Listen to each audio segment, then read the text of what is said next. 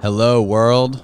Our guest today is Mike Rinder. Mike is a former senior executive of the Church of Scientology and also a former member of the SEA organization. From 1982 to 2007, Mike served on the board of directors of the Church of Scientology and held the post of executive director of its Office of Special Affairs, overseeing the corporate, legal, and public relations matters of Scientology at the international level. He left Scientology in 2007, and from 2016 until 2019, he co-hosted the A&E documentary series with Leah Remini called Scientology and the Aftermath. In this podcast, we talk about how he sailed through the Mediterranean with L. Ron Hubbard, what it was like working for David Miscavige, and why he finally decided to leave the church.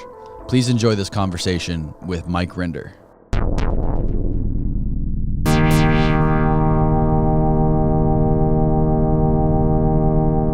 Mike Rinder, thank you for doing this. I appreciate you coming in and doing this podcast. You're very welcome. You're from the area, Clearwater, right? Well, I'm originally from Australia. Oh, yeah. I'm originally Australian, but I live here in Palm Harbor now, which is just, for people not in this area, it's just north of Clearwater. Okay. And when I first came to the United States in 1975, when Scientology first moved into Clearwater, obviously I lived here. Okay. And then I spent a lot of time in Los Angeles, but... Okay. So you were, just for people out there who may not know your story, you were one of the top senior executives at the Church of Scientology, number 2 to David Miscavige, I believe. You were pretty high up there, right? Really close to him for a long time.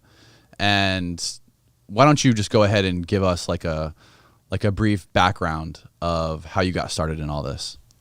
Well, I got started through my parents. I was introduced to Scientology when I was 6 years old by my parents in Australia, and I was really raised as a Scientologist. And when I graduated high school, I joined the SEA organization, which is Scientology's inner core of most dedicated elite members. It's sort of like the Vatican, I guess, or some very, very hardcore. You sign a billion-year contract and dedicate yourself to achieving the aims of Scientology. And I went initially to join L. Ron Hubbard, the founder of Scientology, on his boat in the Mediterranean, which was called the Apollo. And Hubbard had left England and was being pursued by various government agencies, and he decided in 1966-67 that he was going to sort of escape government oversight, and he bought 3 ships. And the largest of them was called the Apollo, and he hung out on the Apollo and sailed around in the Mediterranean and then ultimately into the Caribbean. And that was the people from the Apollo in the Caribbean who then moved ashore here to Clearwater in late 1974, early 1975. And I was with Hubbard throughout that time period. And then when we came to Clearwater, or when we came ashore from the Apollo, I was actually one of the very first people that came to the Fort Harrison. I was there when it was still the Jack Tar Hotel before Scientology had taken possession of it. Wow. I sort of rose in the ranks of Scientology ultimately to become the international spokesperson for Scientology, on the board of directors of the Church of Scientology International, which is the mother church of Scientology, and the head of what's known as the Office of Special Affairs. And the Office of Special Affairs is a very euphemistic sounding, or very euphemistic name for the Department of Scientology that deals with external matters, which includes external threats, which means taking care of the enemies of Scientology. Right. And that history, when L. Ron Hubbard died in 1986, there was a sort of a vacuum created. He didn't leave any specific, clear instructions about what was to happen after he croaked, and David Miscavige, the current leader of Scientology, ultimately prevailed in a sort of power struggle and took over and has followed in the footsteps of Hubbard since then. So initially I worked for Hubbard, but then I started working for Miscavige when he took over, and I was, along with another guy called Marty Rathbun, sort of the two people who dealt with all external matters for Scientology. The IRS exemption, dealing with governments, dealing with legal cases, with the media, with all anything that had to do with Scientology's relationship to the world and the difficulties that may be having PR-wise or legal-wise. Wow. So what was it like being around L. Ron Hubbard, and how old were you at that time? I was 18 when I first arrived. I just turned 18 when I first arrived on the Apollo with Hubbard. He was a very larger-than-life character. He was a large man, just physically, but he was also had this sort of commanding presence of, you knew when he walked in a room, even if you didn't see him. He was just a big, narcissistic, but somewhat humorous, but crazy, but super smart. But like this, the enigmas surrounding L. Ron Hubbard are kind of hard to describe. There is a very, very brilliant book written by an English author called Russell Miller that is an unauthorized biography of L. Ron Hubbard. And that book, Barefaced Messiah, is the best insight into the life of Hubbard. Hubbard was at heart, he was a bullshitter. He was a storyteller. He made his living writing fiction works, science fiction, and other sorts of pulp fiction. And he basically took his skill as a writer of fiction and turned it into a money-making proposition as the author of Scientology. And, there are things in Scientology that are that most people would agree with. It's not all nuts. Right. Like, there's enough of it that is sort of makes sense and does help some people and is pretty benign and interesting. What's sort of interesting about it is how cleverly it is constructed to have a sort of a face to the world and a presentation to new people that makes it kind of attractive and interesting, and only once you've immersed yourself in it more do you start to see the darker side.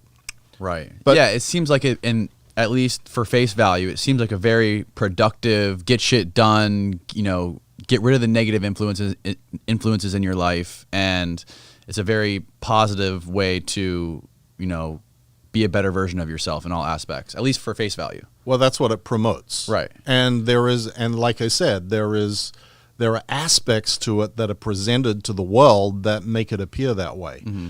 The unfortunate truth is that there is a very dark underbelly to Scientology.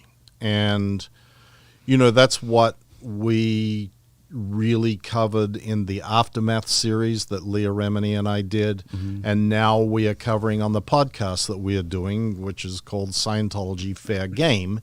And fair game is the real meat of the nasty business of Scientology, because fair game is the policy and practices that were laid out by L. Ron Hubbard to destroy enemies.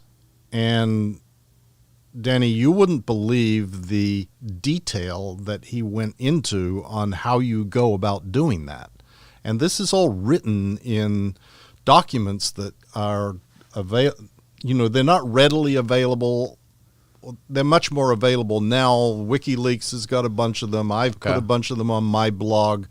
They've sort of leaked out over the years, but these are documents that say basically to harass, intimidate, trick, lie, destroy enemies. And enemies is, I put in quotation marks because in the Scientology or the Hubbard definition of enemy is anybody who disagrees with, questions, opposes, or criticizes Scientology in any way.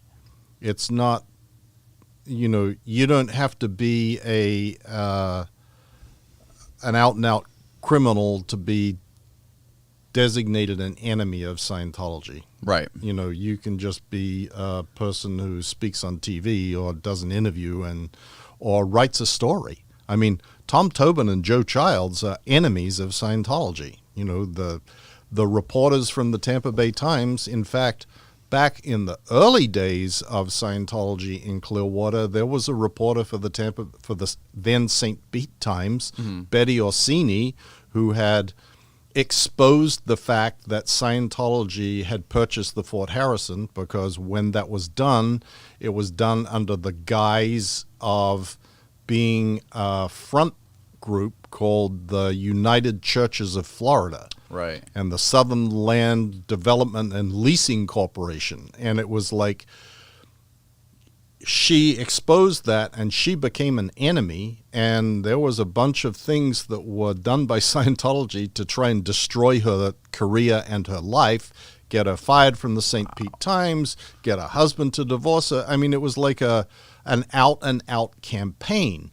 And there are being campaigns. The mayor of Clearwater at that time, Gabe Cazares, who was also very upset about the fact that nobody had been up front when we first came to Clearwater, became the target of a monumental efforts to destroy him.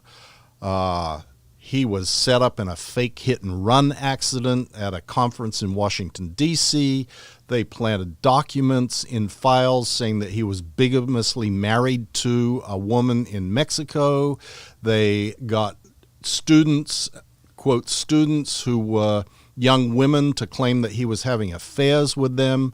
And this was all documented after the FBI raided Scientology in 1977 in Washington, D.C. and Los Angeles, and discovered all the documents that laid out these plans to destroy people. Wow. And so it's not just, anybody who is considered to be a nuisance to Scientology. They don't just sort of lie down and take it. They go out and actively work to destroy that person and shut them down. And in fact, that was my job as the head of the Office of Special Affairs. My responsibility and what I was judged on in that job was the number of dismissed attackers. That was what you counted, the number of dismissed attackers. And a dismissed attacker is another euphemistic term for someone that's been shut the fuck up. Okay. Whether by intimidation, whether by threats, whether by legal action of suing, whether by getting a settlement, whatever it was, if that person was no longer now speaking about what they considered to be the abuses or problems in Scientology, that counted as a They've plus. been neutralized. Yeah. Right.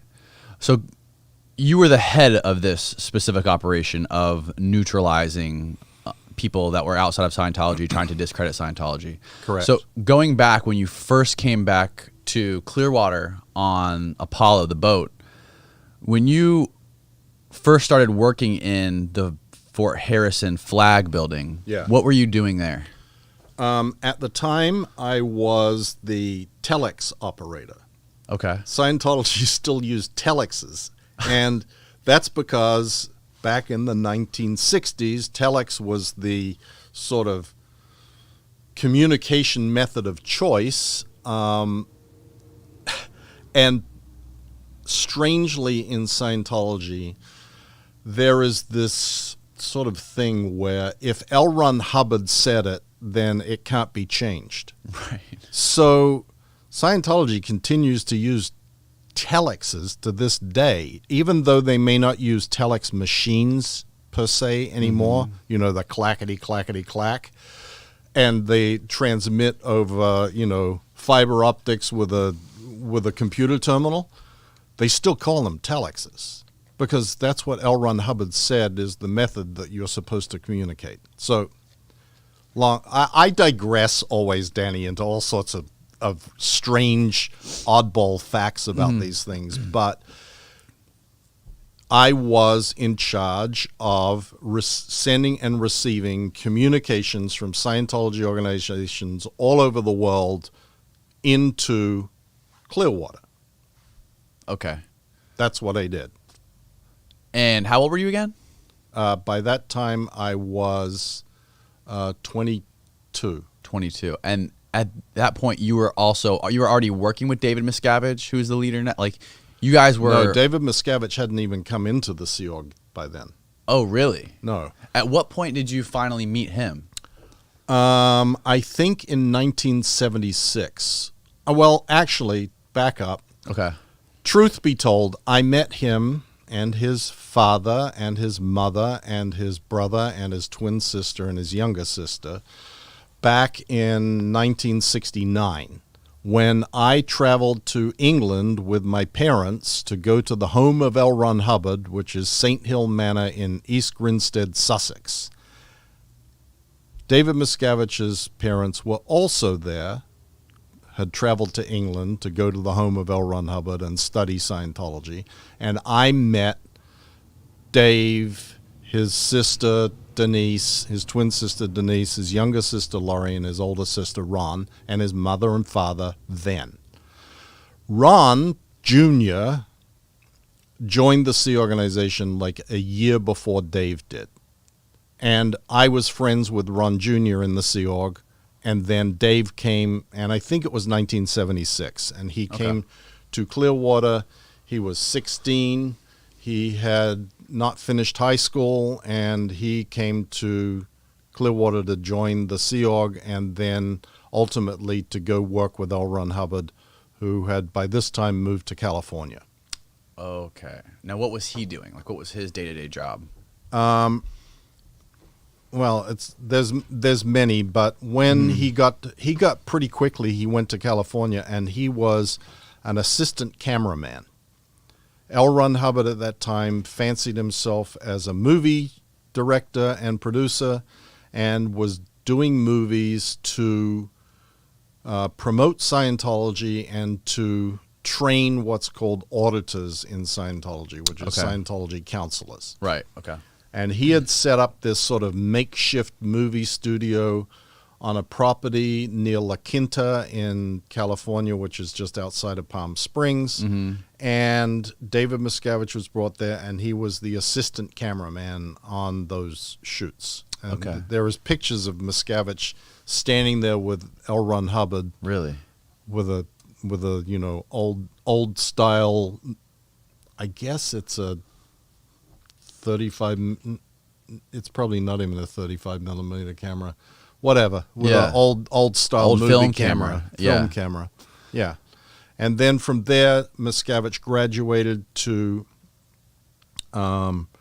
becoming the person, and I'll try and avoid too much of the terminology, but a person who was charged with sending Sea Org members from where L. Ron Hubbard was out into different Scientology organizations around the world to deal with problems. His title was actually the Action Chief. The Action Chief. The Action Chief. That seems like a good name, a good title for somebody like him. I mean, watching those videos of him walking into those big giant seminars where he like literally marches out to that podium. Yeah. He's like Vince McMahon. Exactly. His body language. It's just like Vince McMahon. Exactly. Vince McMahon or Tony Robbins. Or Tony Robbins, yeah. That he has that sort of swagger, and, he has a very, a very interesting sort of public persona that he generates, and he's all, hail fellow, well met, shaking hands. Right. And yada, yada, yada, Yeah. The real Intense. David Miscavige is a total sociopath. He is a very he has all the traits of a sociopath. I read a fascinating book when I first left that was recommended to me by someone called The Sociopath Next Door, written by a Harvard professor called Martha Stout. Mm-hmm. And I read that book and I went, oh my God, this is exactly, she wrote this book about David Miscavige. My God, it's exactly him. And only then did I come to realize that this is a personality disorder. It's not limited to Miscavige. It's not something that is unknown in the world outside. Right. But that sort of struck me because I believe that he was the only person on planet Earth that could be as nuts as he is. Right. To me, nobody else could be quite like that. Nobody else could sink into the levels of depravity that he sank to. But I came to realize that actually isn't the case. Well, you knew him for a very long time. How long did it take before, once L. Ron Hubbard died and Miscavige became known as this leader, and how did you become like his right-hand man, or like the head of that special affairs part of the company or part of the organization? Well, it's sort of a long story, but the beginning of it is that I was chosen by Miscavige to participate in what was a series of actions to dismantle what was called the Guardian's Office. And the Guardian's Office was the precursor to the Office of Special Affairs. Okay, and the Guardian's Office was set up by Hubbard? By Hubbard, okay. And his wife, Mary Sue Hubbard, was the head of the Guardian's Office. Okay. And I told you earlier about this raid that the FBI did in 1977 and all those documents. The result of that was the federal government prosecuted Mary Sue Hubbard and 10 other leaders of the Guardian's Office. They ultimately pled guilty and all went to federal prison for infiltrating the government, for stealing documents from the government, for bugging the offices of the IRS and the DOJ. And I mean, it was a massive, massive operation, the largest infiltration and spying operation ever against the United States government. And the ultimate outcome of that was that Hubbard decreed that the Guardian's Office, including his wife, had been traitors, and that they had, messed up so badly that they had to all be gotten rid of. Mm-hmm. And so it was put on the plate of Miscavige to do that. And where was Hubbard during all this? He was hiding. Hiding? Yeah, literally. He sort of bunker disappeared in the middle of the night. He drove off in a car with two people from La Quinta. Originally, he went to Reno, Nevada, and lived in a motel. And then when things seemed to be safe, he sort of came back and lived in Hemet, which is near the Golden Era Productions property, which became the international sort of headquarters of Scientology in Riverside County, California. Mm-hmm. But then when things heated up there and he thought that he was going to be subpoenaed or someone was going to catch him, mm-hmm. He went first to Newport Beach and he drove around in a Bluebird bus motorhome for a whole bunch of time traveling around incognito, and then bought a ranch near Creston, California, which is north of Santa Barbara. Okay. And lived under an assumed name with a long beard and long hair there until he died. Wow. Miscavige, meanwhile, we had gone and disbanded the Guardian's office, but as I said, replaced it with the Office of Special Affairs, and that was in 1981. And because of my participation in that, I ended up sort of moving into the Office of Special Affairs and then rising in the ranks of the Office of Special Affairs until I became the head of it. Okay. So this is so crazy. How does it feel to you now? I mean, you were once ahead of Special Affairs, which was in charge of dealing with people like who you are right now. Mm-hmm. So you are considered one of the biggest threats to Scientology. Is that right? Absolutely.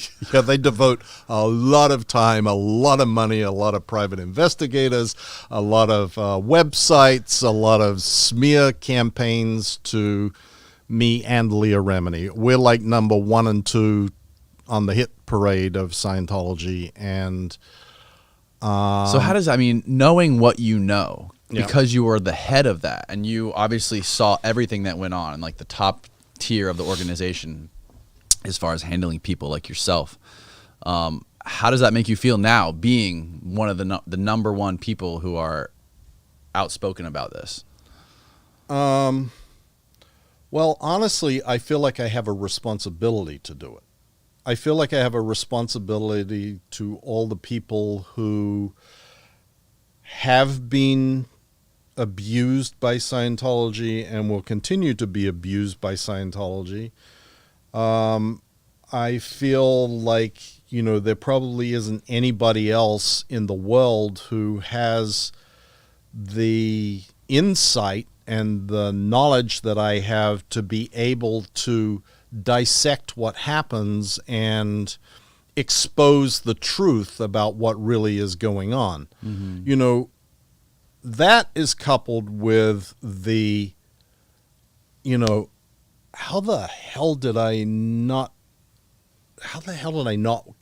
get this? Why did it take so long? Right. Like, I'm not stupid, but I was for a very long time. And this is what is so sinister about Scientology is ultimately, if you walk down to the spiritual headquarters of Scientology in Clearwater there and spoke to those Scientologists, you would find generally that they are nice people. Right. They're not wackos. They're not like, spouting crazy, standing on a street corner, right, the world is ending with holding signs. They're like normal people that live sort of apparently normal lives. But if you poke around into how they view the world, they have a very distorted view of the world, and they will do things that one wouldn't imagine that you could get someone like that to do, it with the idea that it is helping or protecting Scientology. And if you can convince someone that Scientology is the answer to man's problems and the only hope for mankind and the only path to spiritual freedom, people will do things that you wouldn't expect that they would be willing to do in order to protect that. And Scientologists, that's why Larry Wright, his brilliant book Going Clear, is subtitled Scientology, the Prison of Belief. Mm-hmm. Because it's a mind prison.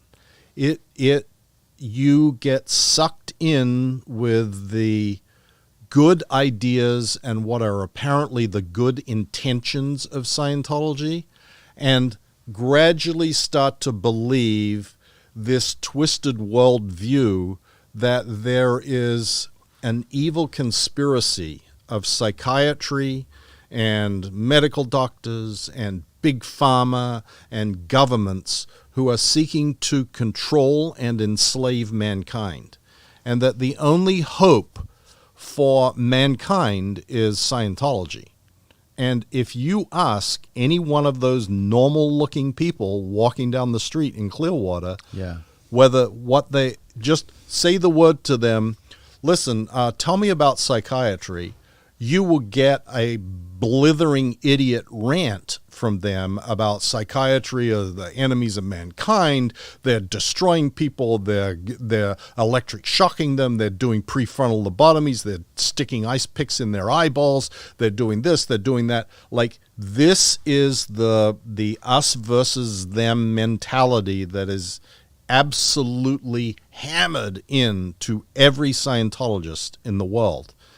And people like me or reporters for the St. Pete Times, now Tracy McManus, we're all, if not just as evil, we are the tools of the evil. We have become the, Satan's bagmen who are doing the work of psychiatry and big pharma to seek to eradicate Scientology, because Scientology is the only effective foil against their evil. And if you, Danny, if you go look, you will see Scientology has said that I'm being paid by Big Pharma. I'm a spokesperson for the psychiatry. Leah Remini, and like anybody is this, and this is the crazy mindset that lies just beneath the social veneer of the normal-looking Scientology people. Yeah, I mean, like, for one thing, if you Google your name, the first thing you see is all these random weird little blogs that are like hit pieces on you and who you are. Like, you're a womanizer, you're this terrible person, you abandon your family, right, and all this stuff. So these are all websites created by these people, right? To and they pay stain on your name. They pay for them to be at the top of searches on my name. Like, they spend tax-exempt dollars on that shit. And on hiring private investigators to go through my trash, or set up cameras outside my house, or put GPS tracking devices on my cars, or show up. Like, I have been all over the world since I left Scientology. Like, I went to England a couple of times because I was interviewed by the BBC. There would be Scientology protesters there. I went to Australia to be interviewed by Brian Seymour at Channel 7. They sent private investigators on the plane with me who followed me around in Australia with cameras. I went to Ireland. They had protesters at the airport when I landed in Ireland. The amount of money that gets spent on this is insane. And it is actually being subsidized by taxpayers because Scientology has tax-exempt status. So that money is not only tax-free, there's no accounting for it. There is no oversight of what Scientology spends its money on. Right, there's absolutely zero regulation on them. Nope, and there is no way for the IRS even to go in and do an audit or require them to report. Nothing. There is a law in the United States called the Church Audits Procedures Act, which basically prevents the IRS from doing anything with a religious organization. Now, explain that. What was that like? The whole fight to get Scientology to be tax exempt, because I know there was two stages of it, right? Obviously, the first stage, which led to the FBI raids and all that stuff early on, where they found out what Scientology was trying to do. But then again, there was the thing with all the lawsuits that were filed. How did that whole war against the IRS come about? And what was it like being in your position doing that? Okay. That war against the IRS came about partly because of the dictates of L. Ron Hubbard, who... Do you want water? Use water for you. Thanks. Who said that, the IRS is an enemy and taxation is bad and blah, blah, blah, blah, because they had denied Scientology tax-exempt status early. Originally, they granted it and then denied it, saying that money was being funneled to Hubbard, and that was what's called inurement, which is a violation. You can't have a person benefiting from something that is tax-exempt, like personally. Right. You can be paid, the head of National Geographic gets paid even though it's a tax-exempt organization. But if the head of National Geographic was getting huge royalties from the sale of National Geographic stuff, right. that would eliminate their qualification for tax exemption. When L. Ron Hubbard died, he had a will, and his will said that the money that he had accumulated and the rights to his writings, which were both fiction and the Scientology writings, which are all copyrighted, every single word that he ever wrote is copyrighted, and royalties are paid on by every Church of Scientology and every sale of every book, that all of that money and that revenue stream were to go to an organization that was dedicated to preserving his technology. And technology is a term that Hubbard used to describe his writings and the scripture of Scientology. And he used technology because he always tried to present Scientology as very scientific. Mm-hmm. This isn't belief. This is where religion meets science. You may have seen some of the ads that Scientology does. They do one a year usually at the Super Bowl, and one of the lines they Do they really? Yeah. I don't think I've ever seen a Scientology Super Bowl ad. Oh, yeah. Really? Yes. Yeah. Okay. I wish we could pull. I wish I had one I could see, but that's insane. Oh, you can find them online easy. Yeah. Just Google Scientology Super Bowl ad. They're like every year. That's unbelievable. And you'll see that they often say this is where science meets religion. This is the culmination of Eastern philosophy and Western material. I mean, all this stuff. Anyway, Hubbard called his stuff technology. Okay. And he decreed in his will that his money that he had accumulated, a few $100 million, I guess, and the revenue streams from future, because those royalties continue to be paid, were to vest in an organization which is called the Church of Spiritual Technology.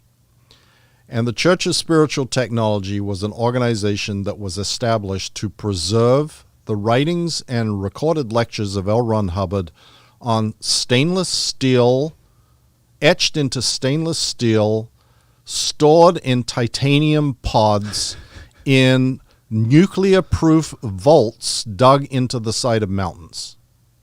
I know that sounds really bizarre, but that is Hubbard's legacy. He wanted his materials to survive what he said was the coming nuclear holocaust on planet Earth, so that future civilizations, it would still be available to them. They could dig this shit up out of the vaults, and there it would be, all preserved wonderfully. And this has been hundreds of millions of dollars have been spent putting, his millions and millions of words and thousands of lectures into indestructible form and buried in vaults in New Mexico and in California. Okay. That's, like I said, I digress a lot because there's so much to these things. The requirement for that to happen was that the Church of Spiritual Technology had to have tax-exempt status, because he didn't want his estate to be paying taxes on the transfer of the money to the organization. Okay. Okay. The IRS refused to grant tax-exempt status to the Church of Spiritual Technology. And Scientology sued and lost. And at that point, David Miscavige, who was now responsible for conducting the affairs of Scientology and carrying out the wishes of L. Ron Hubbard in his will, had a problem. There was this estate sitting there with hundreds of millions of dollars with orders to preserve the technology, and he didn't have a way of getting that done. And Scientologists believe that when you die, you come back again in another body. And Miscavige was worried that Hubbard was coming back and would be like, what the fuck, dude? How come you haven't gotten this done? He thought that his spirit, or what they call it, Thetan, his Thetan spirit would somehow, after he died, they said that it left his body and he went to do research as just a spirit, and that he truly believed he would come back into a human meat sack. And yes, and Hubbard had written, here is how you will know who I am. This is how I will be identifiable. Really? Yes. And how was that? How I have no idea. Okay. I don't know. I don't care. But that then started what was seriously the war on the IRS. If we can't get the IRS to agree to granting tax-exempt status to the Church of Spiritual Technology, and we can't get the courts to agree, we are going to force the IRS to agree. And this is where fair game comes in. Because what happened was a very, very intense campaign was conducted against the IRS and against individual agents in the IRS and in the hierarchy of the IRS that were responsible for tax-exempt or religious tax-exempt organizations. Okay. And there were, like you talk about these smear sites back in the day, it was sort of pre-internet, but there were magazines that Scientology published called Freedom Magazine. And these people were put on the cover of Freedom Magazine. Private investigators were sent into IRS conventions and documented IRS agents getting drunk at conventions. They sent women in, like everything that you can, and filed 1,000 lawsuits against well, let me back up. Part of the strategy was to request freedom of information, make freedom of information requests to all IRS offices around the country. And because what happens when you get a document release under freedom of information, you see they're blacked out.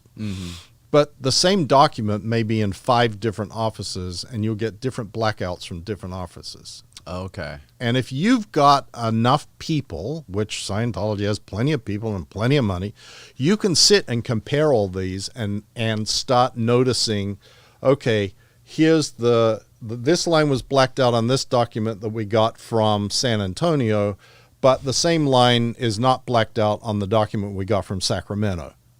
So now we know that, and now we also know that this was a bullshit blackout. What were they blacking out?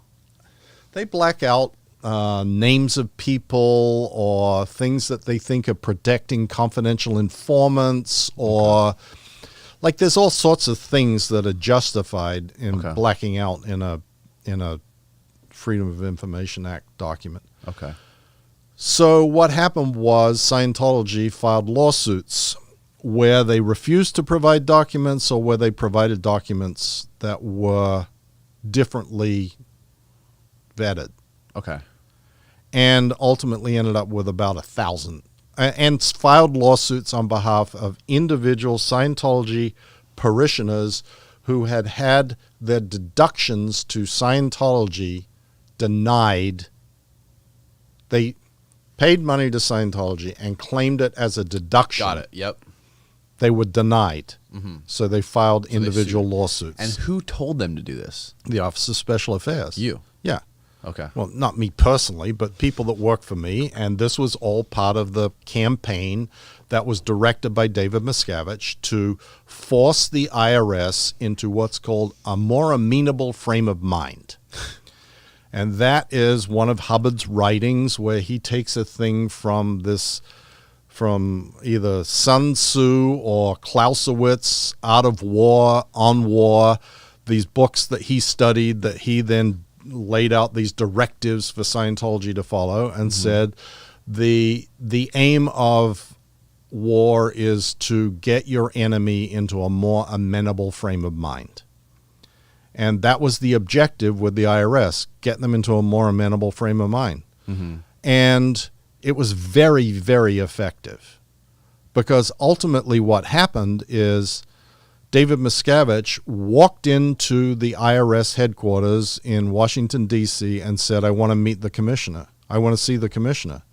And this was right after you guys filed thousands of lawsuits. People, they were just getting all these beat up freedom by all magazines. this. Yeah. We were taking out full-page ads in USA Today about the IRS, full-page ads in the New York Times. Like it was a... So just like, in other ways of putting it, just unloading all kinds of artillery on them to where they were just like beat up.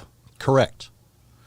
And Miscavige and Marty Rathbun walked into the IRS headquarters and said, they walked up to the reception desk and said, we want to see the commissioner. Do you have an appointment? No. Just tell him David Miscavige is here from the Church of Scientology. And they didn't meet with him that day, but 3 days later they did. And Fred Goldberg, who was the IRS commissioner at the time, said, look, can you turn off the faucet? Can we just be done? And Miscavige said, of course we can. Just give us exemption. Fred Goldberg then formed a special committee inside the IRS to review Scientology tax exempt status. And it was headed by the deputy commissioner of the IRS for exempt organizations at the time, a guy called John Burke. Okay. And John Burke was a really nice guy, but he was retiring. He had absolutely nothing to lose. He was at the end of his career. Yeah. And so he and a bunch of other IRS officials formed this committee, and they asked hundreds of questions and wanted millions of documents. And I literally commuted between LA and DC with Miscavige and Marty Rathbun and a few other people for almost 2 years, having meetings with the IRS routinely and providing them with documents and answers to their questions. And in the end, they basically said, okay, we give. What they were really looking for was enough justification to be able to grant the exemption, because they had been mandated by the IRS commissioner originally, we need to shut this shit down. Yeah. Review this. Mm-hmm. So really their mandate was to review it to figure out how they could do it, because they had a problem, a big problem. There was a United States Supreme Court case called Hernandez v. Commissioner, where one of those people that I told you who had their deductions denied took the case all the way to the U.S. Supreme Court. Jesus. And 2 years before this whole thing with the IRS, the U.S. Supreme Court said that donations or payments to Scientology were not tax deductible because they are a quid pro quo transaction. Now, quid pro quo has become a big, everybody knows what it is now. Hot term lately. Back then, it was like tax people knew about it, and that was all. And there also the case of the Church of Spiritual Technology had been lost and appealed to the Federal Appeals Court and had been lost in the Federal Appeals Court. So there were these decisions that they had to somehow circumvent, And honestly, to this day, I've talked to various tax professors and professionals, and they don't really understand how the IRS got away with this. And at the time when the settlement of granting Scientology exemption was announced, and it was secret for quite a while. Yeah. And the actual document laying out the settlement was secret. The Wall Street Journal and the New York Times were like up in arms about this is outrageous and how did this happen and blah, blah, blah. And Scientology just kind of, we just kind of went, sour grapes, tough, whatever. And that became, in the eyes of Scientologists, Miscavige's claim to fame. In October of 1993, when the IRS granted this exemption, he held a huge event at the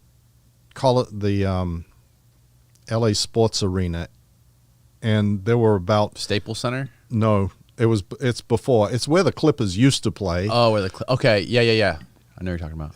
And there were about 10,000 people from all over, Scientologists from all over the world, that were gathered for this event, and he announced this victory. And it was, fireworks, and he was on this huge stage that looks like a Nuremberg rally with sconces and flames, and the announcement was ultimately, after a long-winded explanation about how rotten the IRS is, and they did this, and they did that, and we did this, and we did that, and we blah, blah, blah, blah, blah, blah, the war is over. That was what the final announcement was. The war is over. We won. And this cemented in the mind of Scientologists, including me, that Miscavige had pulled off and accomplished something that L. Ron Hubbard hadn't been able to.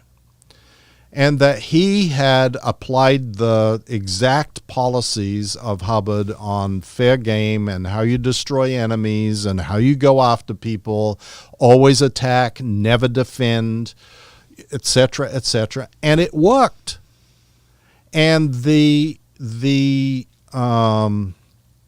credibility that this gave Miscavige lasts to this day. Miscavige can do no wrong in the eyes of Scientologists, partly because of that.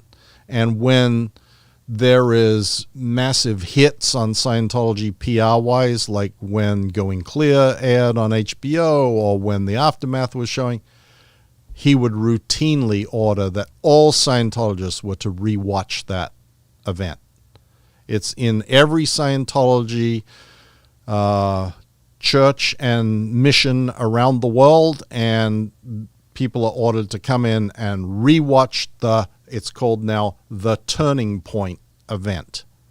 And it is 2 hours of David Miscavige patting himself on the back and then announcing that he's done what nobody else could do and got an exemption from the IRS. Now, what happens with documentaries like HBO's Going Clear?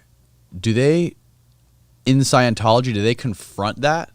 Like, do they like say, "Hey, watch this documentary. Here's where it's wrong"? Or No. They it encourage is people forbidden to watch what's called N theta.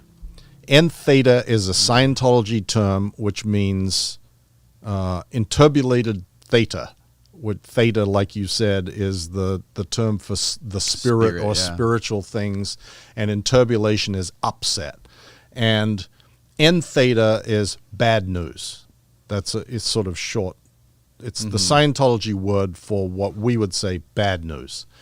And so Scientologists are not allowed to watch Going Clear or The Aftermath or read the St. Pete Times. When the Truth Rundown series came out in the St. Pete Times in 2009. Yeah.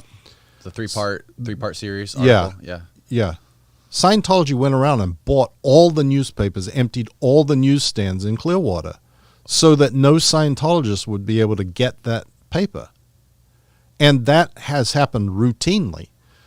And it is thought in Scientology that if you are exposed to that sort of negative information, that it will cause you to be what's called in Scientology a potential trouble source. You will become sick. You will start having accidents. Bad things will start happening to you, and you will have to undergo a course of action that will fix you up. Mm-hmm. In fact, Leah and I wrote an article about this on my blog this morning called Scientology Deaths and Suicides, where we go through how Scientology views sickness. But this came about because of Kelly Preston's tragic death from breast cancer and Lisa Marie Presley's son's suicide. And people keep asking us, how does this come, what does Scientology have to do with this? And we try to lay out, and a big part of this is this concept that you only become ill and you only start having accidents and become accident prone or depressed or whatever when you are connected to a source of what's called suppression in Scientology. Right. Or anybody who questions anything. Correct. And this can be a person, or it can be a book. Larry Wright's Going Clear book.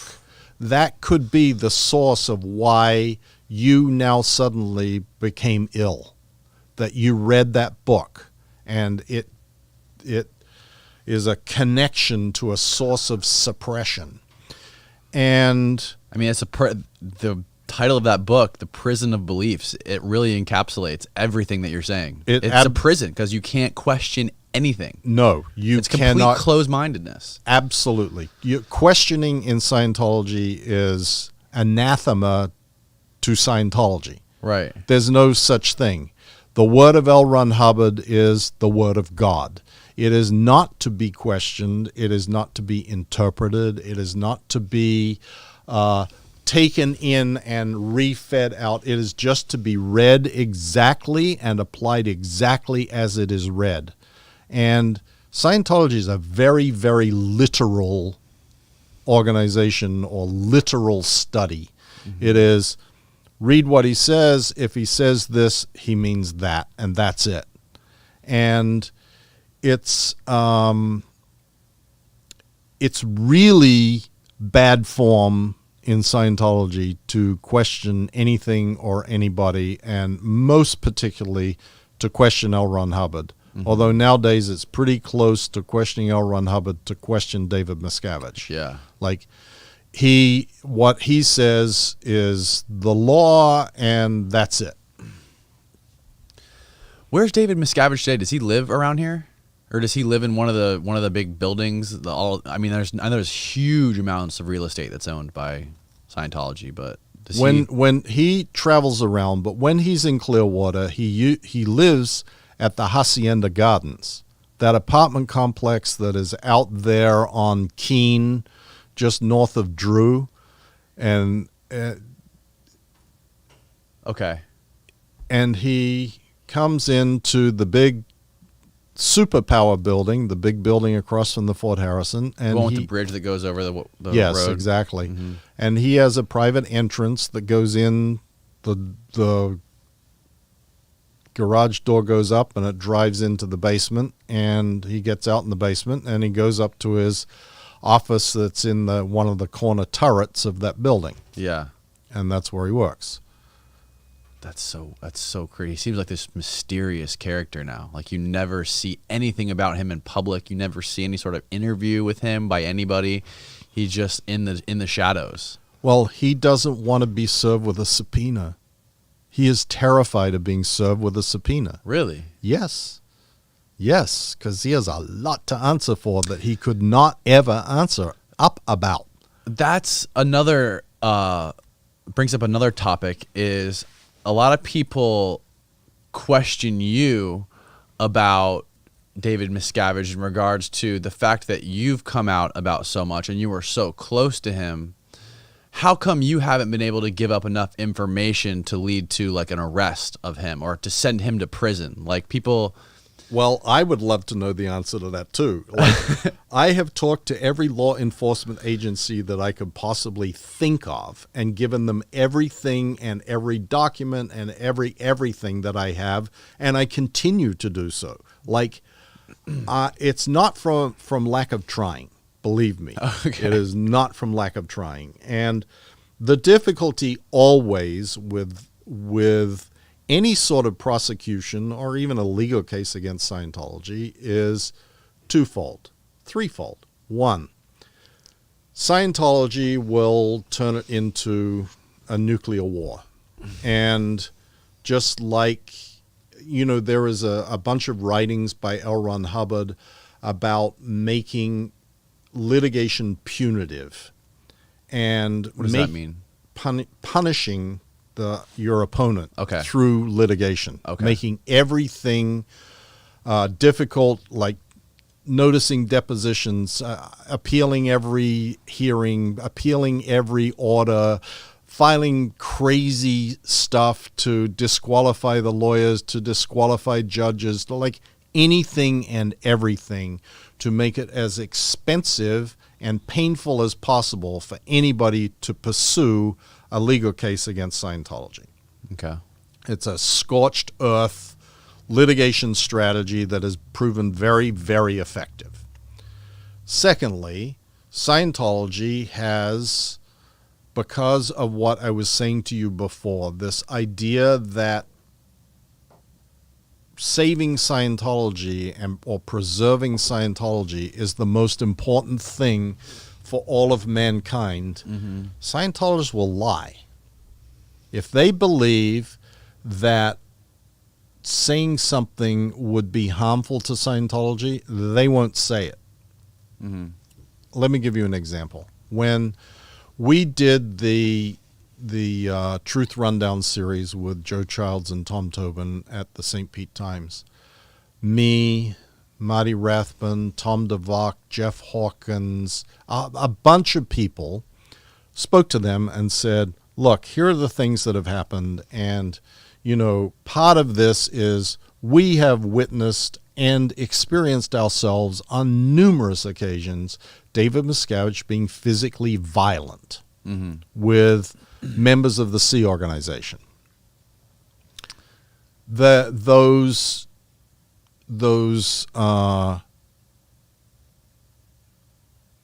claims were put to Scientology. Like, how do you respond to the fact that this person, they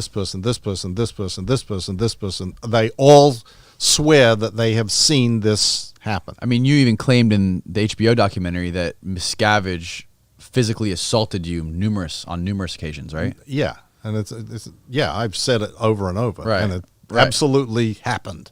And there's been tons of people that have witnessed it, and I've witnessed it with tons of other people. And he seems like a little guy. How could he? I don't think he can do that. How much damage could he do? Well, did you defend yourself? No, because if you defend yourself, you're attacking him. Okay. Oh, so if you defend yourself, you're attacking Scientology and trying to attack David Miscavige, who is Scientology. He is Scientology, right? Yeah. But at the time, a bunch of the people, because Joe and Tom, they're good reporters. They were very diligent, and they would say, well, tell me who you saw David Miscavige physically assault. And so I would say, well, I saw him assault Mark Yeager and Mark Ingber and Wendell Reynolds and Ray Midoff and Norman Starkey, and I would go through the list, and then independently they would go to Marty Rathbun and say, who did you see David Miscavige strike? Oh, I saw him strike Mark Yeager without me present. And then they would go to Tom DeVock, and he would say exactly the same thing. So they verified that this, there's no way that you can have people just randomly coming up with these same stories.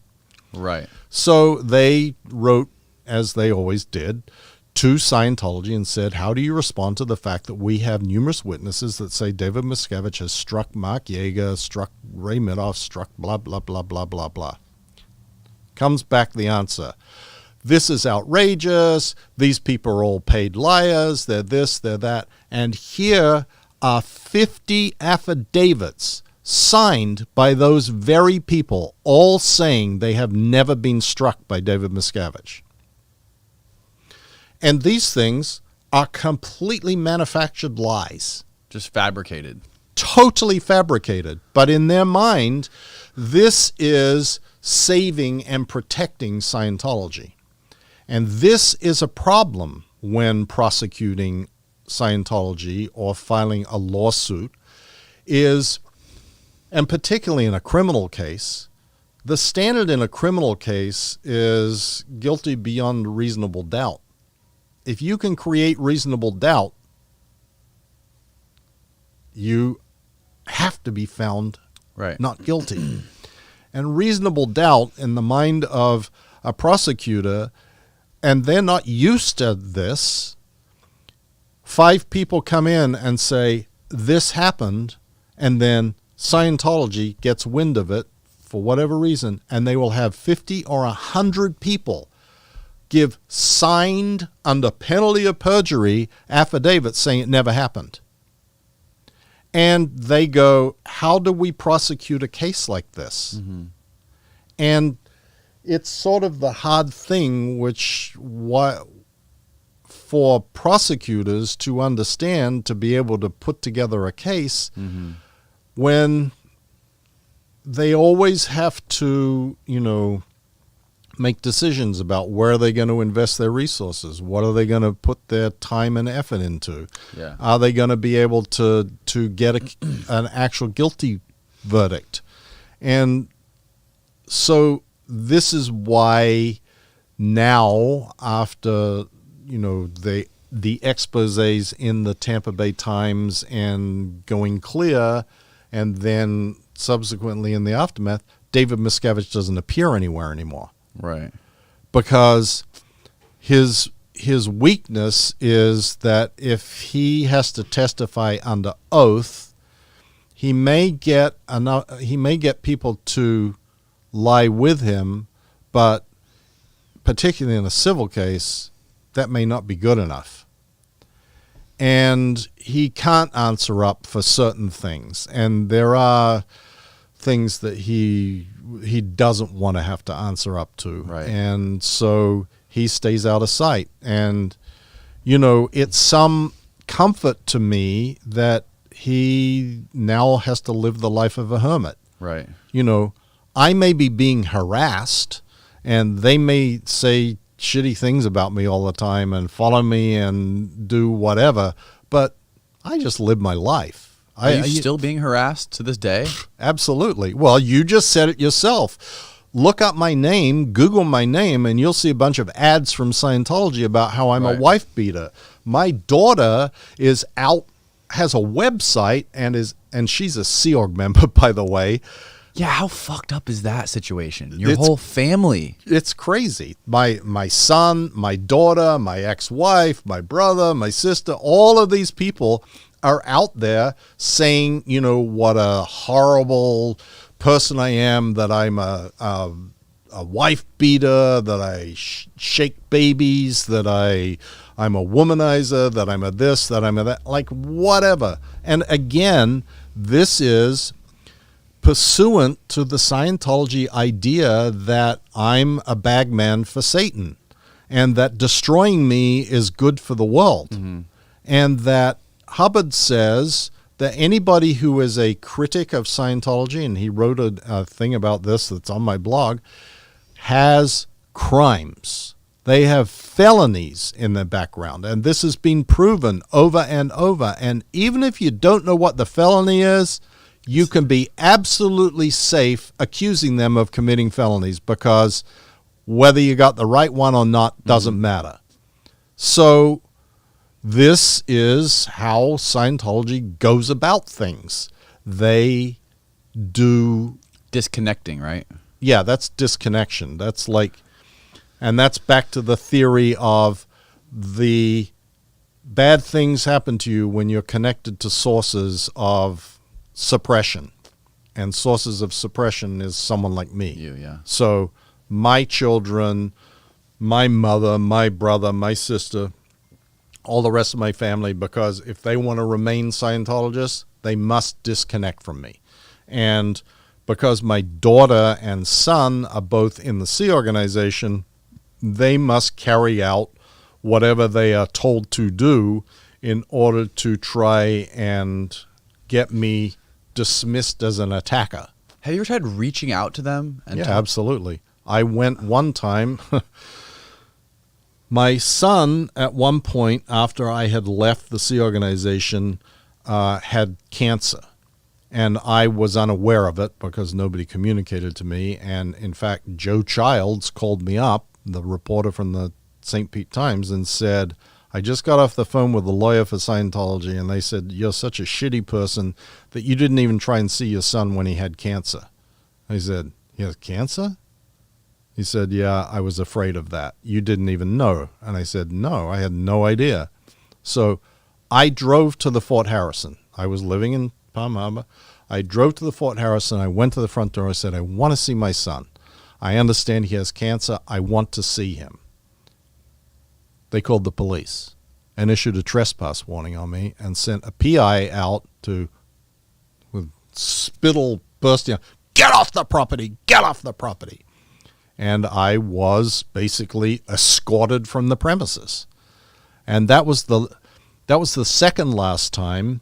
And the last time I had any interaction with my daughter and ex-wife was when they followed me to a doctor's office that's just off Gulf to Bay, where my wife was seeing the doctor and I was standing in the parking lot waiting for her.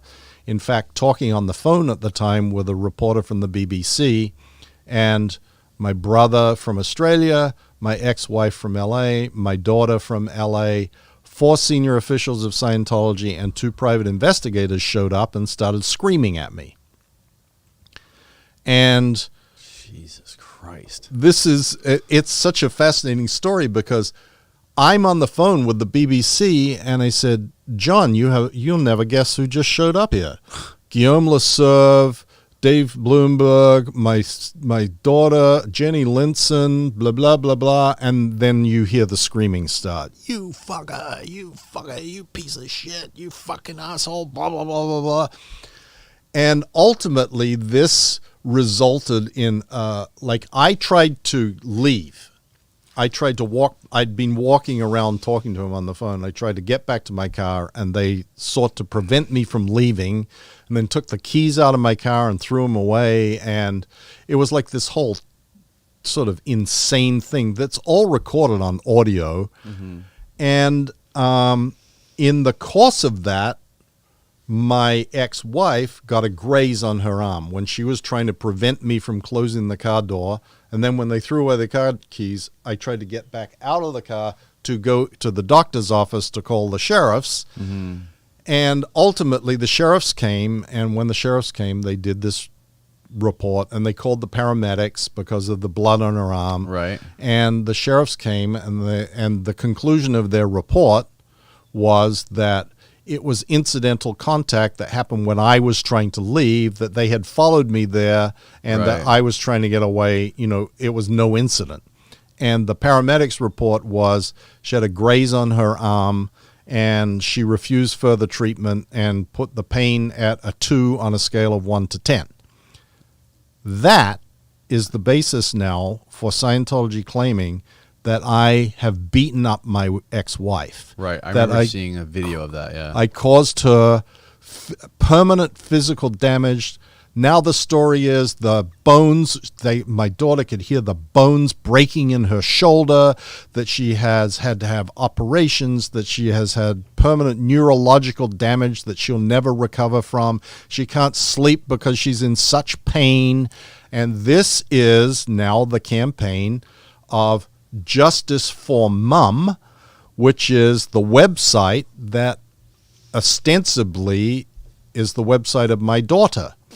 And this is put up by the Office of Special Affairs and is tried to tack on to the Me Too movement. And my daughter got sent out and, got a picture taken with Gretchen Carlson and with Jackie Lacey, the district attorney in Los Angeles, and the mayor of LA in all these women's Me Too movement events. Yeah. With the Justice for Mum, and that's still going on.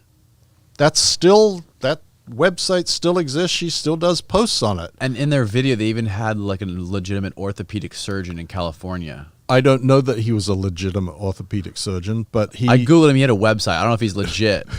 Now, he might be a Scientologist. Right, yeah, I wouldn't doubt it. Is those reports, the paramedics report and the police report from that incident, is that available publicly? Yeah, I've got it on my blog. It's Okay. on various other blogs. It's been put, like, a lot of people have taken this up and gone, wait a minute, what's going on If you here? look deep enough, you can find out. Yeah. Yeah. You don't have to look very far. You can just look on my blog. I think I have a post on there that's called Mike Rinder Lady Killer or something, Right. and where I just went through and laid all this out.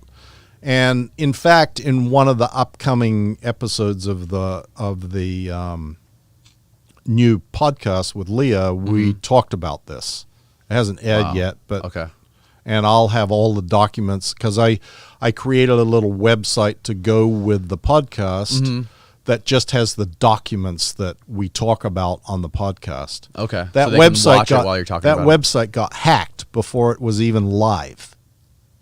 Holy shit. These people are relentless.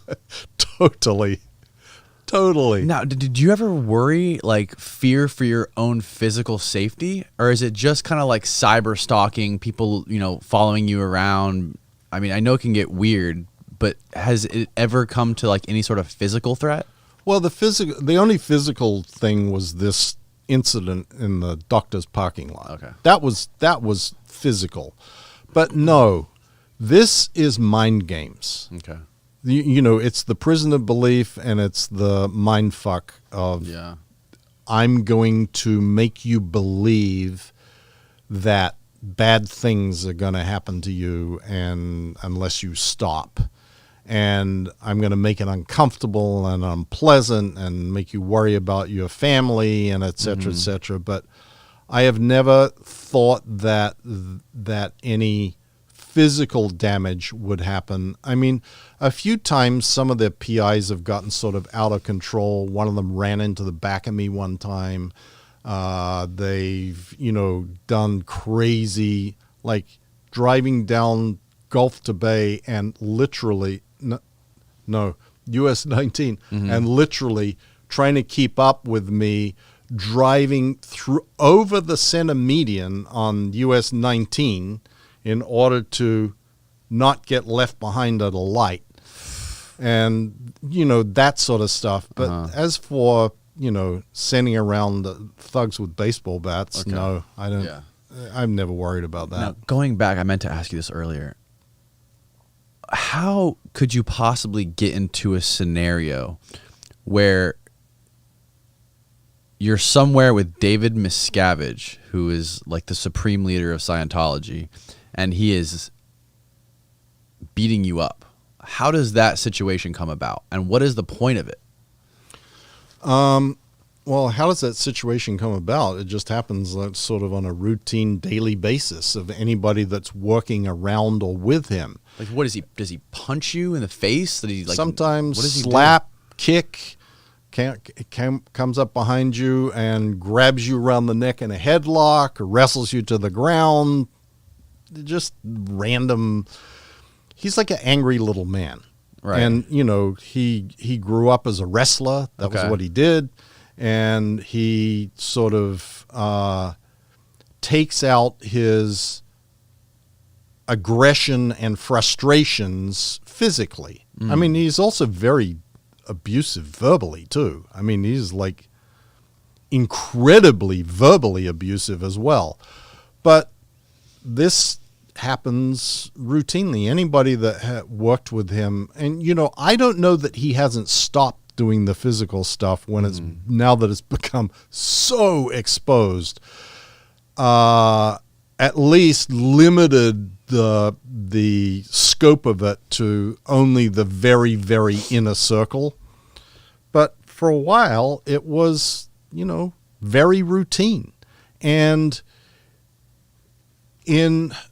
you get into a frame of mind that is so insane that you believe that and this is a sort of a fundamental belief of Scientology, that whatever happens to you is your own fault, that you have done something that has caused that to happen to you. Mm-hmm. So when David Miscavige wails on you, your inclination is to go, what have I done that has caused the leader of Scientology to be so upset that he has lost his fucking mind? Yeah. And that is hammered in and hammered in and hammered in, and you start to wonder whether it's you that is the problem. And honestly, the people that remained there, who used to be the senior echelon of Scientology, those people all believe that it's them, that they're nuts, that they're evil, and that they have failed to adequately support David Miscavige in his campaign to save the world. I mean, I know how nuts this sounds, Danny. And I know that a lot of people go, how could you not see this? How could you? And there is a lot of reasons for it. And, you know, I saw it maybe 2 years before I ultimately left. But the consequences of leaving are so terrible in your mind that you don't want to take that step. I knew that I would lose the woman I'd been married to for more than 30 years. I would lose my kids. I would lose my mother and brother and sister. I believed at the time that I would lose my spiritual eternity, and that I would walk out into the world, 50 years old with no money, no college degree, a resume of I was the spokesperson for Scientology isn't much of a resume. And I had nowhere to go. So that is what kept me there for the last number of years until ultimately I was in England dealing with the BBC, and Miscavige started sending things saying, you're never coming back to the United States, you're a piece of shit, you're never blah, blah, blah, blah. And I went... Personally sent you these things? Yeah. Well, what were they, like emails, letters? Letters, Okay. like a letter. And I then went, well, okay, I don't have much left to lose. And eventually I sort of reached the point of, well, nothing can be worse than this. And I literally walked out of the Scientology building in London into the street with a briefcase, 2 BlackBerry phones, my passport, and 100 pounds. That's it. I didn't have any clothes. I didn't have anything. I didn't have anywhere to go. I got on the tube and I went to Leicester Square and I sat, and then I wandered around in London for a couple of days, and then I eventually called Tom DeVocht, who was one of the other people that is in the Truth Rundown series, and who I had known since he was a child, and he had left the Sea Org previous to me, and he was in Orlando, and I got a plane and flew to Orlando and stayed with him for a while. And then I went from there very shortly thereafter and stayed with Ronnie and Biddy Miscavige, David Miscavige's older brother, who had also left the Sea Org previously. Really? Yes.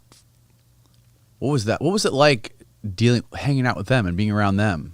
Well, they were very, very old friends. I mean, they were my closest friends in the Sea Org. I had known Biddy since I had arrived. Her name is Elizabeth. Since I had arrived on the Apollo, and as I said, Ron Jr.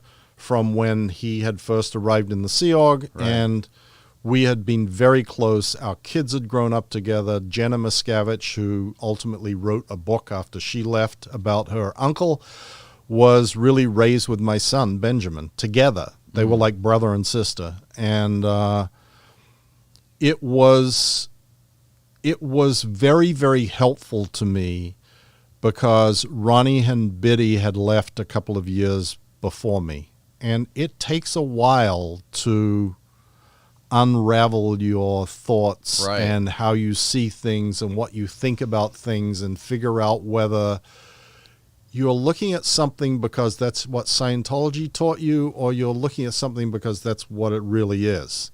And it's a real process to come out of that cocoon of that prison of belief. And it was very helpful having them being such close, dear friends who had already gone a long way down that path. And Biddy was the one that said to me when I first arrived there, you've got to write immediately and demand that Kathy, my ex-wife, come and see us, because she was Kathy's best friend. And so I wrote to the Office of Special Affairs. I knew exactly who to write to, and I wrote to him. I said, I want to see Kathy. And she answered back. I got a handwritten note back from her saying, Dear Mike, fuck you. I filed the divorce papers. Wow. So it was great having their support and their help and their perspective. Right. And because of who they were sort of in a no-fly zone as far as the Office of Special Affairs went. They were left pretty much alone. David Miscavige didn't want them coming out publicly. They hadn't said anything. They were sort of getting on with their life. And so that was a great, great environment for me. And I'm eternally thankful to them. Is there any sort of like silver bullet or thought process that you can look back on that started off your thought process of your kind of like self-reflective thought process that helped you escape that prison of belief? Was there any sort of thing in particular you can look back at that kind of kicked that off? Yeah. The physical violence. Okay. I would look at that and go, this is not what I got in Scientology for. This is not my perception of what Scientology really is. And though it's rationalized and explained away as being, various things, your own fault, or, we shouldn't be causing David Miscavige to lose his temper or whatever. It was just, it was so foreign to what I believed were the fundamental principles of Scientology. And then what really set it off was when John Sweeney was doing his reporting for Panorama on the BBC. He had spoken to a lot of people, and they had told him about Miscavige physically abusing people. And John Sweeney asked me on camera, is this true? And I denied it. And Miscavige was talking to me on the phone every day and telling me, they better not come out with any of this. This is bullshit. This is better not air, blah, blah, blah, blah, blah. And ultimately, I went, what am I doing? Why am I lying about this? Because John Sweeney is saying to me, I've got credible witnesses who each one of them have said that they have seen David Miscavige physically assaulting you. I'm thinking, why am I lying to protect that? Like, I had gone on TV and I had lied about various things, like about OT3 in particular. This is one of these things in Scientology, the crazy story of Xenu and the intergalactic confederacy, et cetera, Yeah. And Scientologists believe that is harmful and can cause great spiritual harm to anybody outside who has not risen to that level in Scientology. And I firmly believed that at the time. So I was being interviewed by Katie Couric on the Today Show, and she's like, well, tell me about Xenu and, this and that. And I'm like, no such thing. And I knew that that was not the case, but I believed that this was a matter of religious conviction, that I shouldn't talk about that because it would be hurting people to do so. It would hurt the public perception. No, it would actually hurt people, that you could die. Hubbard says that if you're exposed to those materials before you are ready for them and have advanced through the Scientology steps preceding, that it can cause you to actually physically die. That you can, it's a long-winded explanation, but your spirit's not ready for that kind of enlightenment. Exactly. And that it will cause you to spin into an uncontrolled, he calls it freewheeling of flu and disease and illness and death, body death. And I believe that I was, like, at the time, I thought that was a justifiable thing to do, that to not acknowledge that was a good thing. Mm-hmm. In other words, lying about that was good. Then when I'm getting to this point of with John Sweeney, and I go, why am I lying about this? This just is like, yes, it's happening. If it really is happening, and this is an actual part of Scientology, and we're a tough outfit and we're getting the job done and whatever, all the other sort of things that go along with it. Why not just say that? Mm-hmm. Why not just admit it? Mm-hmm. Yeah, I'm a tough son of a bitch, but I'm getting my job done. I got IRS exemption. So there didn't seem to be a good rationalization for that. And that was what really, this gnawed at me and gnawed at me and gnawed at me. And that's why eventually I left in London. Mm-hmm. That was sort of this last couple of weeks of my 35-year career in the Sea Organization were very intertwined with John Sweeney, BBC Panorama, and what David Miscavige was saying to me. Yeah, and obviously you talked earlier about how you kind of feared the backlash from it, and you understood, as being the head of special affairs, what would be the result of you leaving, and all of the negative attention and the stalking and the harassment and all that. Is that the reason people like Tom Cruise and John Travolta haven't come out and talked about Scientology and exposed it to the level that you have, or at all? Because I remember the lady in the documentary who said she was close to John Travolta. Spanky, yeah. She worked with him forever, and she was pregnant, right? Is this the same woman? Yes, absolutely. She was pregnant. They took her baby from her when he was born, because she was in the RPF. Having a baby was too much of a burden, and it would distract you from your goals in Scientology. So they took the baby to like a cadet ward or something, I believe it was called. Exactly. And she found her baby there, malnourished, like her eye couldn't even open her eyes. Exactly. That fucking was a brutal story. So, and then I can't imagine someone like John Travolta seeing this happen to a close friend and just completely.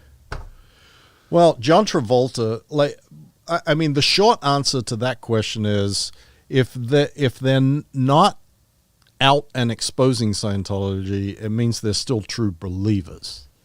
And John Travolta in particular has always responded to questions about that or other abuses that people have asked him about, witnessing, and saying, look, I don't know about any of that. I just know Scientology has helped me, so I'm for Scientology.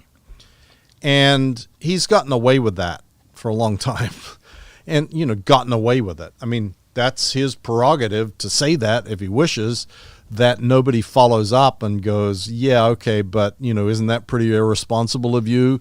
Like, don't you think that maybe you should be concerned about what's happening with these other people who, David Miscavige isn't punching you in the face, John, right. But what about the other people who he is? They're not like forcing you into bankruptcy, John, but what about the people who are? But, generally the press goes pretty easy on Cruise and Travolta when it comes to Scientology. Why is that? Well, partly because they're afraid of being accused of being bigots. Because Scientology will turn around and you start having people going, well, a reporter really going after them on that. And Scientology will go after the reporter and start saying, this guy's a bigot. He's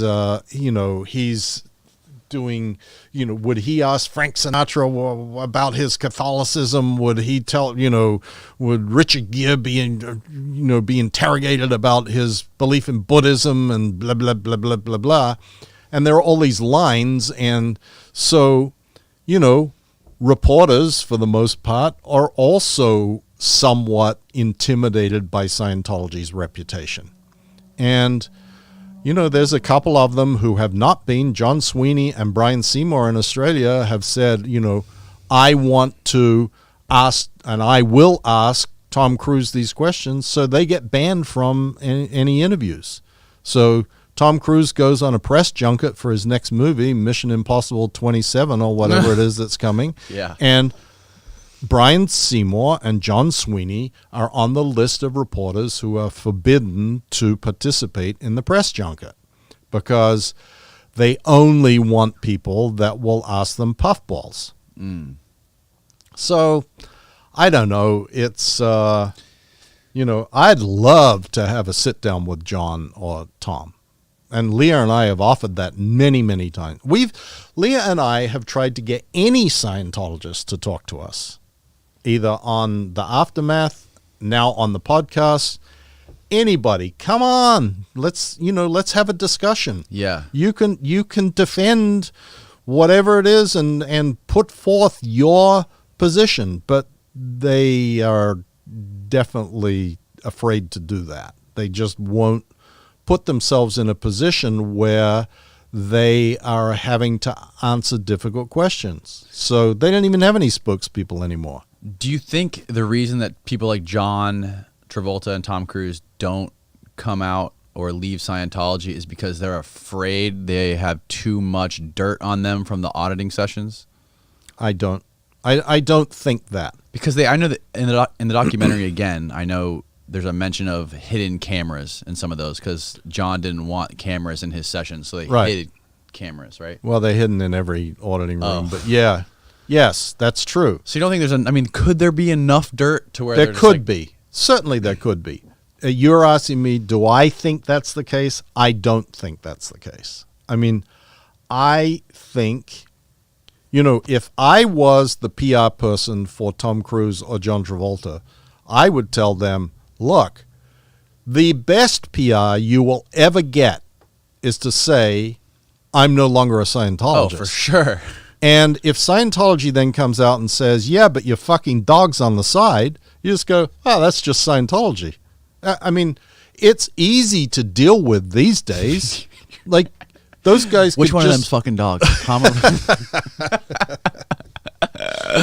Those guys could just dismiss it. Or well, John Travolta, you're a homosexual who solicits men to give him blowjobs in bathhouses. Right. And you just go, okay.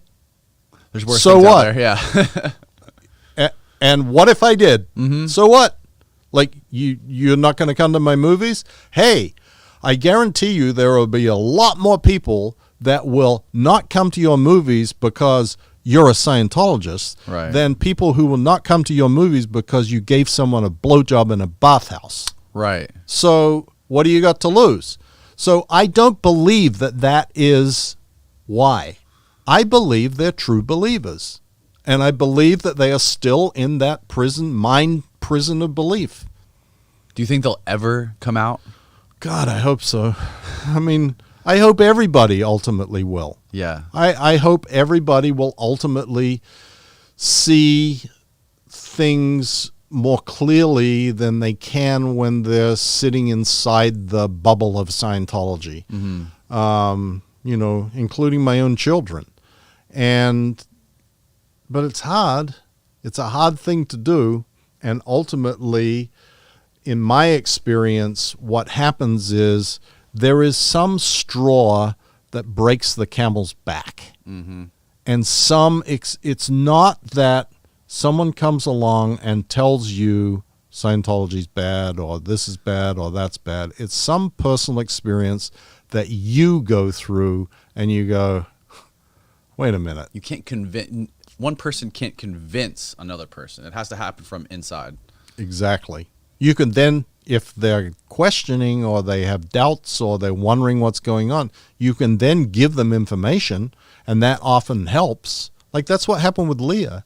I mean, Leah was like, I don't get with this, and this doesn't make sense, and blah, blah, blah. And now you're saying this stuff about these people that I know, me being one of them, and she called me.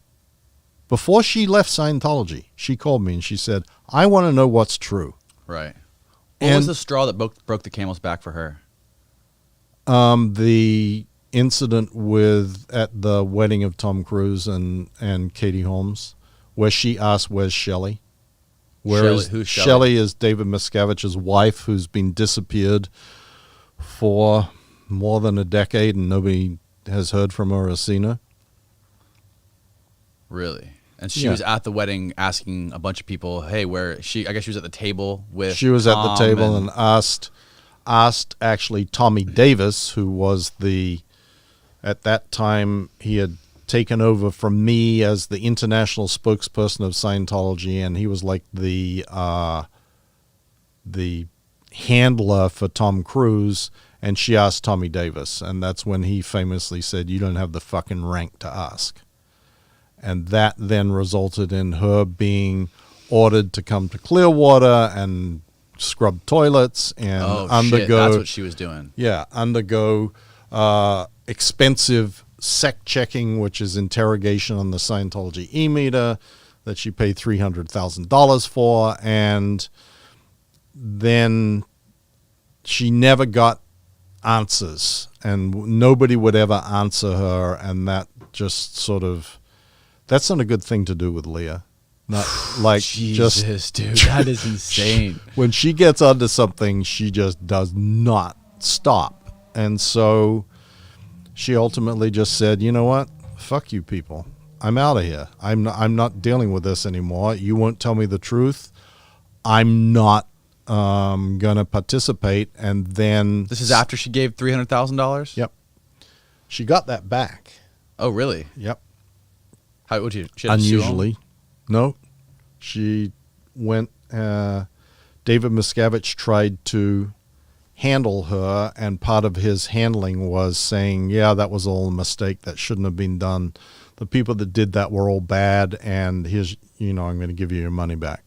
Wow. That seems unlikely. It's very unlikely. It's very unusual, and it's only that sort of treatment is reserved for celebrities in Scientology. Scientology celebrities get very different treatment than the run-of-the-mill suckers. Scientology, the celebrities get a discount, right? No. Sometimes they get shit for free, but they don't get a discount. They're expected to pay. I mean, paying is... How much did you pay? Nothing. I was a Sea Org member, so I get everything. Oh, so Sea Org members don't Sea Org members don't pay, but people who participate in Scientology that aren't employees do Customers. pay. Yeah, the regular customers do pay. And, it's a strongly held religious belief that you must pay for anything that you get in order to be in exchange, and that if you're not in exchange, no benefit will accrue to you from that which you get for free. Okay. So where do you think Susan is, Miscavige's wife? Shelley? Oh, Shelley. Her name was Shelley? Yeah. That's Michelle. Michelle, and that's Leah was questioning where she was. Yeah, Do you have where do any I ideas think- where she might be? Yeah, she's at a property that is one of these secret Church of Spiritual Technology locations that is up in the San Bernardino Mountains in Southern California. In fact, one of the episodes of The Aftermath, I went up there, and this PI jumped out of the woods and started like filming me and going, "What are you doing here?" She's being held prisoner up there? Well, Or like they're using prisoner her of as belief. a slave, rather? Prison of belief. Yeah. It's the same thing. You know, yes, there's barbed wire fences and cameras and lights and motion sensors, et cetera, around that property, just like there is at Gold. And that is a way of deterring people from trying to jump the fence or escape. But that's not what really keeps. I mean, if you want to get out, you can. Mm-hmm. And plenty of people have proven that. I mean, Valerie Haney escaped in the trunk of a car from Gold, from Right. that property, because she wanted to. Who is Valerie? She appeared on The Aftermath, and she was one of David Miscavige's assistants, Okay. or Shelley Miscavige's personal assistant, actually. Wow. And so Shelley is there because she believes that she is somehow in the wrong or was in the wrong, or perhaps she believes that she is waiting for L. Ron Hubbard to return still, and that when he comes back, then everything will be sorted out, because she was with L. Ron Hubbard long before David Miscavige ever showed up. Was she? She was, when I arrived on the Apollo, Shelley was there, and she was like 12 or 13, I guess, and she and her sister, Clarice, worked directly for L. Ron Hubbard. They were his messengers. They ran around the ship taking, Hubbard would say, "Go tell the engineer to, turn the heat on the fans." Mm-hmm. And they'd run down and tell the engineer. And so she was a long-term, very loyal Hubbard acolyte, Okay. and I assume remains that way to this day. Just like Hubbard's daughter. I mean, Hubbard's eldest daughter is still there, Diana. Like all the rest of his kids, they're not in Scientology at all. They're all gone. What do you mean they're gone? Well, they left. Are they still? They're still alive? Well, two of them are. Okay. No, three of them. But two of them were in the Sea Organization. One of them was a very good friend of mine, Suzette. His second daughter, she was like the maid of honor at my wedding to Kathy. And she left the Sea Org, I don't know, long, 10 or 15 years ago, I guess. And the youngest son, Arthur, left the Sea Org a long time ago. And the eldest son of Hubbard and Mary Sue, Quentin, committed suicide because he was gay. And being gay in Scientology is a big no-no. And Diana is still there and is, I guess, hoping that Hubbard will come back. God, I would freaking die to have a conversation with one of his kids. Oh, yeah. That would be great. Holy shit. To hear some of the stories of growing up, having him as a dad. Yeah. God damn. So what is the grip here in Clearwater, especially downtown Clearwater with Scientology, seems to be relentless.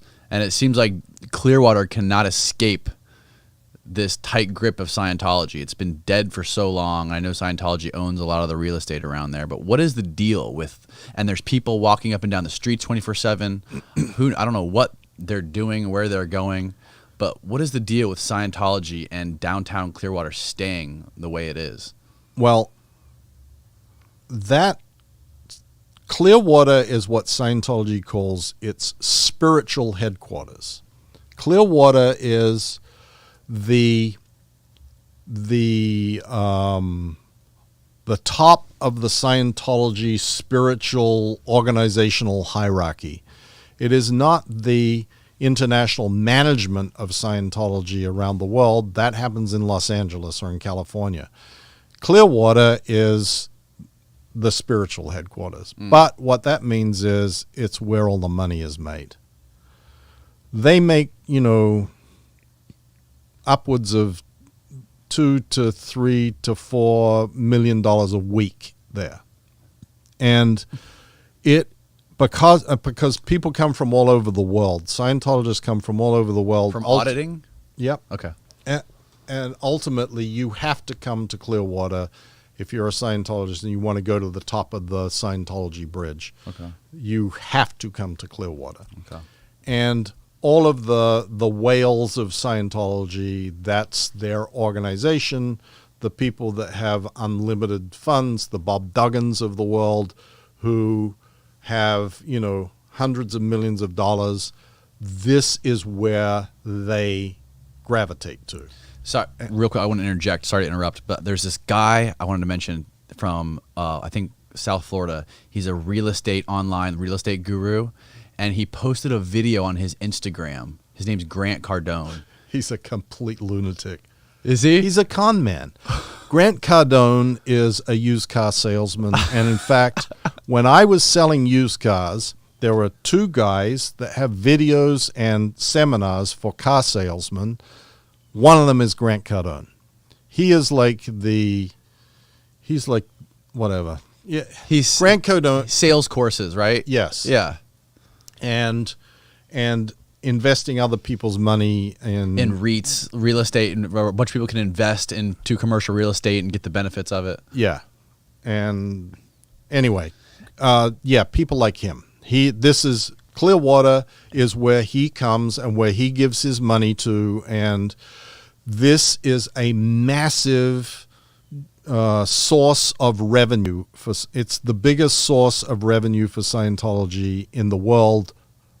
Like this and everything else in Scientology doesn't add up to the revenue that is stream of Clearwater. He posted this continuous Instagram story throughout like a 24-hour period of him flying on his jet to Clearwater, taking a limo from Clearwater to some penthouse in Clearwater, in downtown Clearwater, and then he filmed going through that building on Fort Harrison, and it looks like fucking Taj Mahal. It's like gold-plated everything. It's just so over the top. I never would have expected that the inside of that building would have looked like that. Well, that's what happens when you've got unlimited money. I mean, Scientology has so much money they don't know what to spend it on, literally. And it's actually a problem for Scientology. Because they have exempt status, they are supposed to not accumulate too much available cash. The theory of exemption is you're not going to pay taxes because you're providing a benefit to the public that the government would otherwise have to provide. Okay. That's the fundamental theory of tax exemption. That's why religious and educational organizations, etc., are tax exempt, because they are doing something that is for the public benefit and the public good. So do they have to spend this money on certain things? They are supposed to. They're supposed to, but they're not technically regulated. No, they're not regulated at all, but they're worried about being regulated. And that's why you see Scientology spend so much money on real estate. The only thing that Scientology spends its money on is real estate, because they can argue that this is necessary for the propagation of the religion. Even though the buildings are empty, they've got this place over in Tampa that's empty. They've got one in Orlando that's empty. They've got one in Miami that's empty. Huge buildings that they spend tens of millions of dollars to put together because they have to spend their money on something. And so you see the inside of that building in Clearwater, it's because of that. They got unlimited money. They've got $3 billion in cash, and they have to figure out how to spend it. So it gets spent on real estate. And, the issue with Clearwater is that because there is so much already invested in Clearwater by Scientology, and because it is the revenue stream that keeps the whole operation flush, it's going to be protected at all costs. And part of protecting it is to build a perimeter around it that is not occupied by wogs. And wogs is the derogatory Scientology term for non-Scientologists. They would like nothing more than all of Clearwater downtown to be Scientology surrounded by a moat of nothing. So there's no one that can be looking in on their buildings. There's no one that's pestering them. There's no one that's seeing Elisa McPherson, freaking out in the window. There's no oversight, no intrusion of the outside world into the world of Scientology. And that's why you see downtown Clearwater basically owned now by Scientology. And I don't know how Clearwater is ever going to deal with it. The only way that it could possibly happen would be for Scientology to lose its tax-exempt status. And then it wouldn't matter to downtown Clearwater. See, Scientology loves to claim, we're the largest taxpayers in downtown Clearwater. Yeah, that's true. You pay like $2 million in taxes a year, and if you were not exempt, you'd be paying $100 million in taxes a year. Mm-hmm. They pay taxes on hotels, like spaces that they use for hotels. Not the religious buildings, but the hotels. So and only the religious buildings are tax exempt? Yeah, but they claim most of them are religious buildings. Okay. So that's what I mean. It's like, maybe they pay 1/10 of what they would otherwise have to pay, So... But for one reason or another, because of their size, it still ends up being more than anybody else in Clearwater. Yeah. Right. I mean, there isn't anything else in downtown Clearwater, really, other than government buildings. There's a Starbucks down there. Yeah. Well, that was brought there by me. That's about it. Was it really? Me and Tom DeVocht. Because David Miscavige, that's a long story. God. Yeah. I walk into that Starbucks. You know what happens if I walk into that Starbucks, Danny? What? All the customers leave. Why? Because all the customers in there, or virtually all of them, are Scientologists. Really? Yes. If I walk down the street in Clearwater, they're empty. What? They all know who you are. If I go to Nature's Food Patch, people I love Nature's Food Patch. That's full of Scientologists. Favorite place. Really? Full of Even them. that work there, or just the customers? Mostly customers. Mostly customers. Yeah. Lots of Scientologists. Wild, dude. Oh my God. Can we do that? Danny, can we film you walking the street? I went to the movie theater, the 21 theaters on Tampa Road and Curlew, whatever that is out there. The Cobb one? No. Anyway, I went to the movie theater. I walked in there with my wife, and actually it was to see Paul Haggis's movie, The 3 Days or whatever it was. Mm-hmm. I walked in there, and in the front row were 6 Sea Org members. I walked in, I sat down, they got up and left. They walked out of the movie because they didn't want to be in the same theater as me. That is so bizarre, man. That is so fucking bizarre. I have great power. You do have great power. You're a wizard. No, I have the power of the SP. The SP. Oh, man. So where do you see this going in the future? I know we got to wrap up soon. Where do you see the future of Scientology going in 20, 30, 40 years when David Miscavige is eventually, he dies and moves on, someone else is going to take over? What's the future of Scientology? Dim. It's going to continue to decline and erode. With that much money and that much property, it takes a long time for something like that to go away entirely.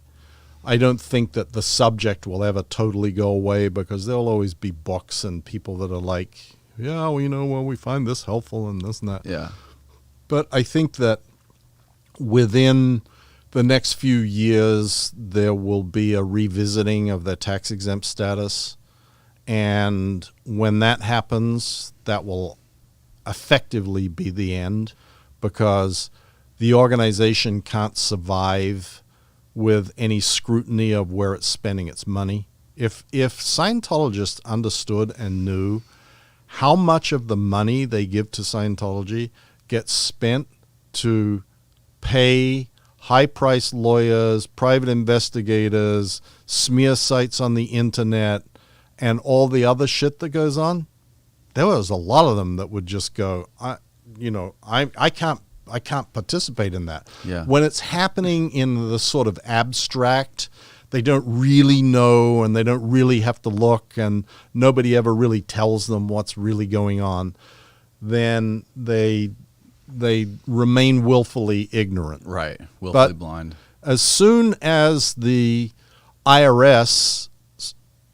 required Scientology to provide tax returns, and they would have to report on where they're spending their money and what they spend their money on, all hell would break loose.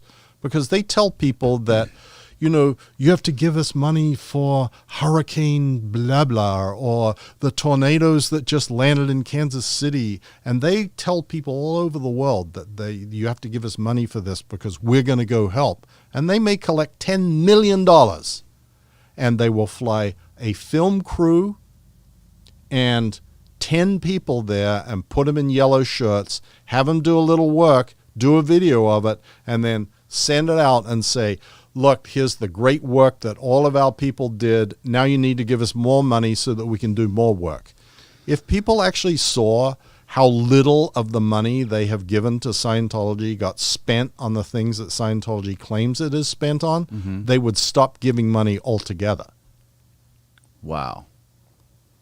There's got to be a way that someone out there is soon going to be able to prove all this with like hard evidence. You would think it's going to happen sooner or later. Yeah. I can't believe it hasn't happened already. I keep saying, look, if you want to do it, the smart way is how the FBI did it in 1977.